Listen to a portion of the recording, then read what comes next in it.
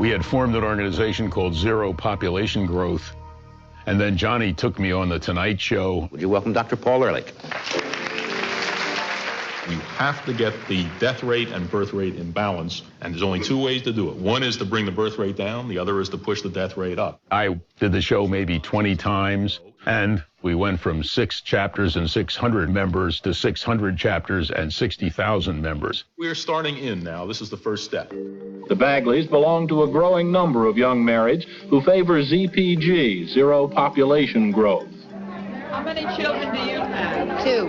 I have 2 children. Ehrlich's views on how to bring the birth rate down were concrete. Compulsion if voluntary methods fail, creating a blacklist of people, companies, and organizations impeding population control in the U.S., responsibility prizes for childless marriages, a tax on children, and a luxury tax on diapers and cribs.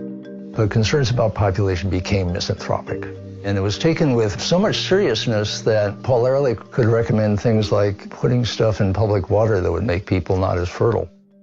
Panic is not too strong a word to use for some of the advocates that I referred to as true believers. It was a zeitgeist that was taking shape. Attention, all citizens. Childbearing is herewith forbidden. One of the things about zeitgeist is they have astonishing durability. It appears that large families are on the way out, and ZPG may be possible. The idea also took hold in the developing world, where governments like India's had already begun to embrace population control.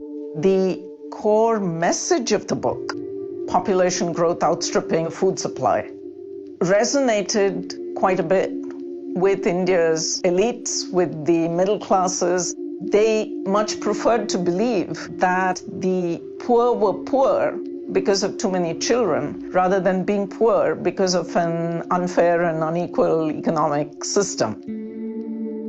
If you start with that problem definition, then it's almost inevitable that there will be circumstances where governments and other actors will act in a way that is coercive. In the mid-1970s, the Indian government began a controversial effort to encourage mass sterilization. We do want to create an atmosphere in which people realize the importance of this program.